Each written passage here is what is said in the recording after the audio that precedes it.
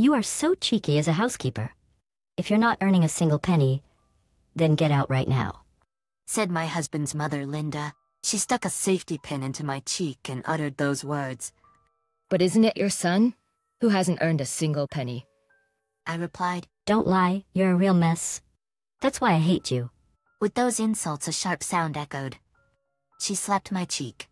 After the safety pin incident, a slap followed. I held my red cheek with my hand.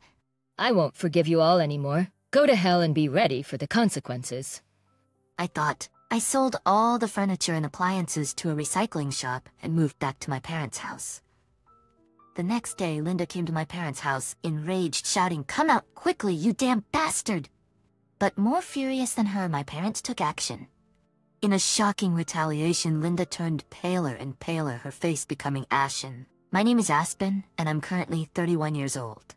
I loved reading novels and magazines. Once I decided to try writing a novel myself and got hooked on writing, I realized the charm of writing, applied to several companies for writing jobs, and successfully got a position. Now I write short stories for comics and magazines and work on various articles.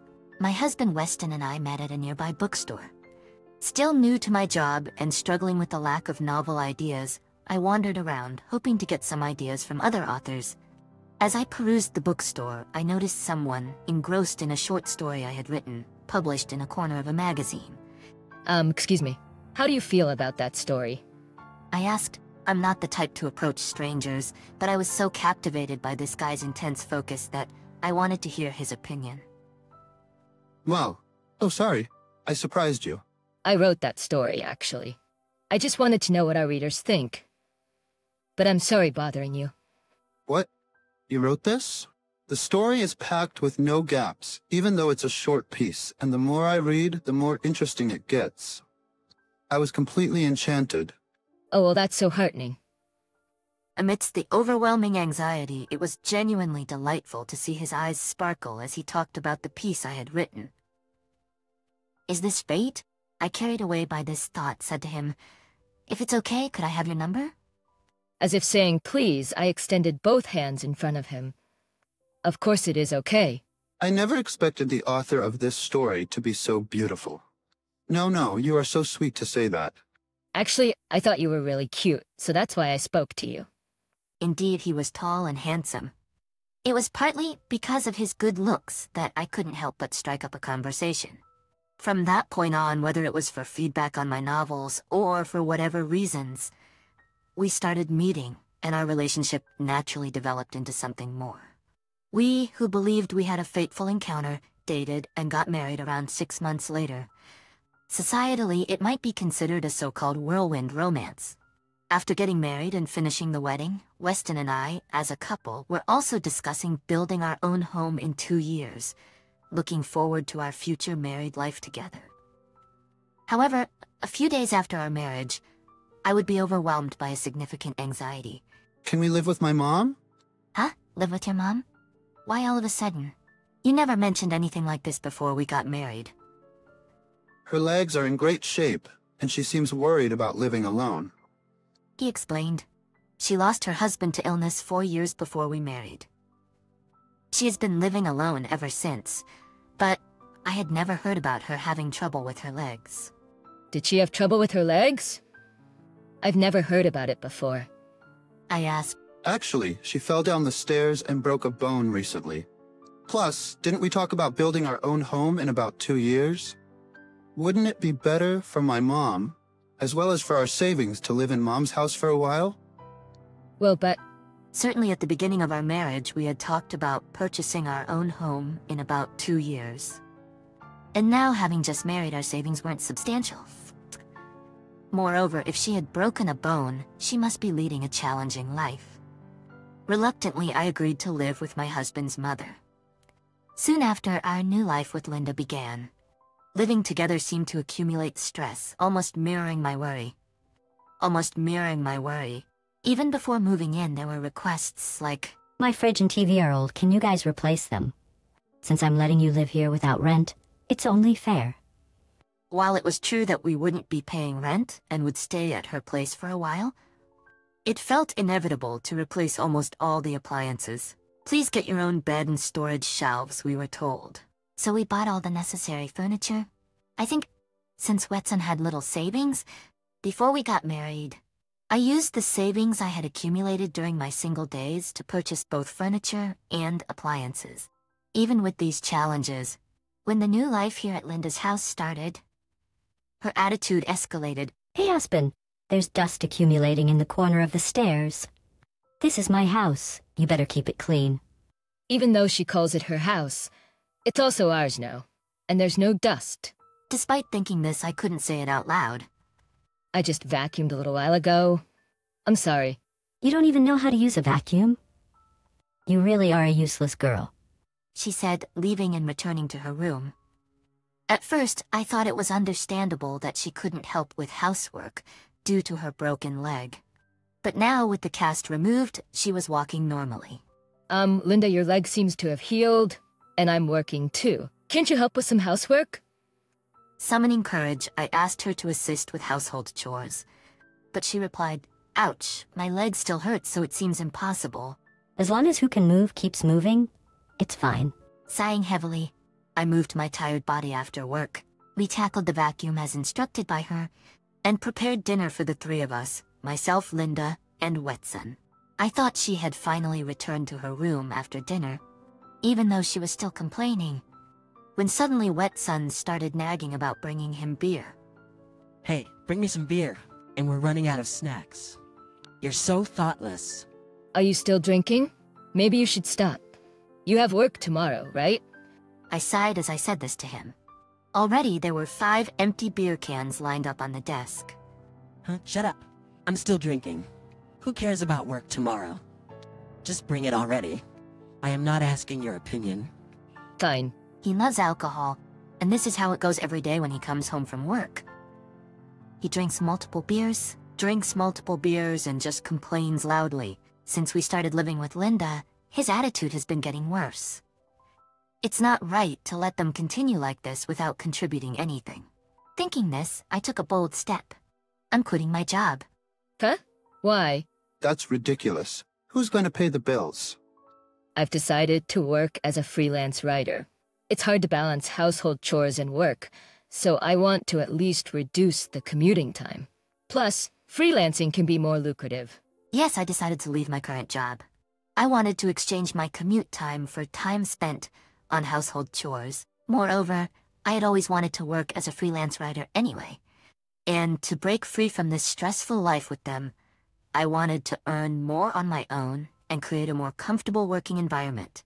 At first, Weston grumbled, but as I started earning more than my previous job, the complaints gradually faded away. During that time, as I started doing more household chores, I thought that, even if only a little, my stress might be relieved. However, I quit my job. Casually dropped this bombshell, leaving me speechless. Huh? Why? Yeah, starting tomorrow, I don't have to go to work anymore. I can't stand my manager. We don't get along. There are better companies out there. You quit because you don't like your boss, and you don't have a clear idea of the next job. I don't need to look for a job right away. Let me take a break for a bit. Taking a break is fine, but what about the living expenses during that time? Weren't we living together to save money for our first home? How are we going to buy a house in this situation? Shut up, always nagging. Just let me take a short break. You can cover my living expenses during that time. We always decided the living expenses for Linda among the two of us, contributing a certain amount each, and the remaining money was free to use. However, quitting his job without consulting me, he insisted that I contribute double the amount he was paying. Well, I'm earning more than at my previous job, but I don't have an infinite amount of money. It's impossible for me to cover the living expenses for 3 people on my own salary. I promise it'll be just for a month. Just give me a month to rest and I'll find a job. You are able to cover my expenses during that time, aren't you? Stop being so stingy. It's annoying. The arrogant remarks from him are infuriating. But in any case, someone has to pay for expenses to sustain our life. Reluctantly, I agreed to cover him for 1 month. However, after quitting his job, he spends his days at local bars and drinks heavily every night. As for Linda, her leg fracture had long since healed. And she took liberties with the money I set aside for living expenses. She would order sushi deliveries or go out for lunch, all funded by the money I had allocated for our household. One day, even when I was working at home, she looked at me with disdain and said, "You're still at home. You always seem so idle, just fiddling with your laptop." I worked much harder in my younger days. It's unbelievable.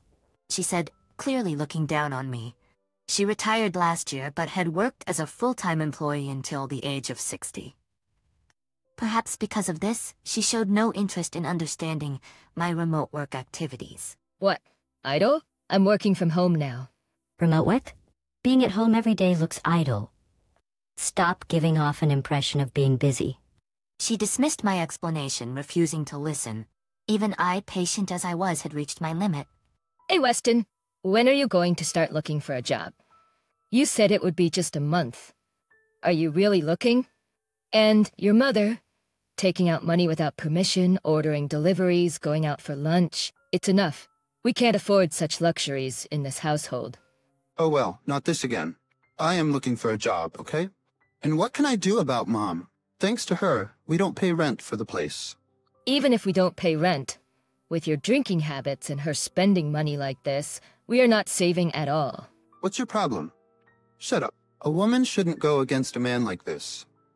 You are annoying. I'm gonna bed. He stomped upstairs, closed the door with a loud bang, and deliberately avoided coming out of his room. When things didn't go his way, he would always quickly retreat to his room and isolate himself. And what's with the remark, a woman shouldn't go against a man? It doesn't matter if you're a woman or a man. It's truly infuriating. This life with him and his mother. This life with him and his mother might be reaching its limit. As I contemplated the future while sitting on the living room sofa, With an angry expression, approached me. I heard it, Aspen. What is it? You're complaining about me, ordering deliveries and going out for lunch, aren't you? Living off my son's money every day, lazing around the house, and yet you call me an ungrateful person. Disrespectful. hold on a second. I don't know what she heard from my husband, but does she really think I'm at fault? I'm the one paying the living expenses alone. It's troubling for you and Weston to live such a luxurious life. You are so cheeky as just a housekeeper. Don't talk back to me. Suddenly, she took out a safety pin from her pocket and threatened to stab my cheek. Shocked by the abruptness, I felt in danger and couldn't move. Blood started flowing from my cheek. You, an arrogant housekeeper earning nothing, leave this house right now. With those words, she left the living room. My legs trembled in fear. This is it. I can't live with these people. I can't endure it any longer. That day, I made up my mind. I won't forgive you anymore. Go to hell and be ready for the consequences. The next day, I'll be late tomorrow. I don't need dinner. Just buy some drinks for when I come back. Okay, our housekeeper? And left in a cheerful mood. He's probably going to bars again. As for Linda, she said, you're still at home? Leave before I come back, as usual, made a sarcastic remark and left the house. The moment both of them left the house almost simultaneously, I did what I had reserved the day before. I sold all the furniture and appliances I had bought with my money to a second-hand store. Then I packed my belongings and moved to my parents' house. Yesterday, when I consulted my mother about being stabbed with a safety pin by Linda, she seemed quite shocked. I can't believe they would do such a thing. It's unbelievable. How could they treat my daughter like this? Absolutely unforgivable. You must not forgive them either. My mom's anger exploded even more than mine. Suddenly she said, I have a good idea. Let's make sure them regret treating my daughter like that. After that, my mother and I discussed and devised a plan. Originally, everything was bought by me. They have no right to complain. We could have used them at my parents' house, but I didn't even want to bring things that had been used in the same space as those people. So I sold everything. With everything settled, the move was completed that night. After the move, Linda's house was almost empty, devoid of furniture and appliances. At night, there were numerous calls from Wet Sun and Linda, but I ignored them all. I think, on that night, well past 10 p.m., the doorbell of my parents' house rang suddenly. When I checked, there were Wet Sun and Linda. Say, There's nothing inside the house. It's you, right, Aspen? Hey, you bastard. Cut it out. Come out quickly. You're just causing trouble for others. They were both pounding on the front door. A loud noise echoed. My father, who had heard my story, turned red with anger and went out to the front door. It's a nuisance to the neighborhood. Think about it for a moment. Come inside and let's talk. He said that and invited them in. Although they seemed somewhat surprised when my father welcomed them, once they confirmed my presence, they started getting angry again. Aspen, so you were here after all. What did you do with my house's belongings? When I came home, it was all gone. While shaking her fist, Linda, who seemed quite angry, I calmly explained. All of those things were bought by me, so it doesn't matter how I handle them, right? Besides, didn't you tell me to get out of the house? You, living off my son's money without earning a penny, dare to say that? Your son is the one not earning a penny, isn't he? Don't lie, you're a real mess. That's why I hate you. With those insults, a sharp sound echoed. She slapped my cheek. After stabbing me with a safety pin, she resorted to a slap. While holding my reddened cheek with my hand, I said, Why not ask your son directly if he's really been earning? My husband looked quite awkward, glancing around and behaving suspiciously. Finally, she must have realized that her son wasn't working. Weston, is it true? You about work? Well, I quit my job and was looking for a new one, but it's been tough to find something. If that's the case, then Aspen really covered all the living expenses for us? Yeah. She seemed shocked to learn that her son wasn't working. And for a while she couldn't find her voice. Meanwhile, my mother and father were about to drag them further into hell. Suddenly, the police entered the house. In reality, my parents, who had witnessed the scene, had called them. Well, of course. Their daughter had been stabbed in the cheek with a safety pin yesterday, and was now being slapped in front of them. As the police arrived, Linda and Wetson turned pale. Who called them? What's going on? You've gone too far. Cut it out. To my precious daughter. With red eyes and gritted teeth, my father glared at them. My mother tries to calm down my father, who looked like he might hit them at any moment. I reported to the police about Linda stabbing my cheek with a safety pin and slapping me. In the midst of this, Linda and Wetson were having some kind of argument. They were shifting blame onto each other. Mom, did you really do something like that to her? Why would you do such a thing? Is it because of you that she left? What about our future life? It's because you quit your job without telling anyone. Amidst their heated exchange, both of them were taken into custody. Later, Linda was arrested for assault, as the stab wound on my cheek was clearly visible. My husband, living alone in the now empty house, seemed to be a mere shell of his former self. Without a full-time job, he struggled to make ends meet, juggling both day and night part-time jobs. It's really ironic. I returned to live with my kind parents, and now, my life is more stable.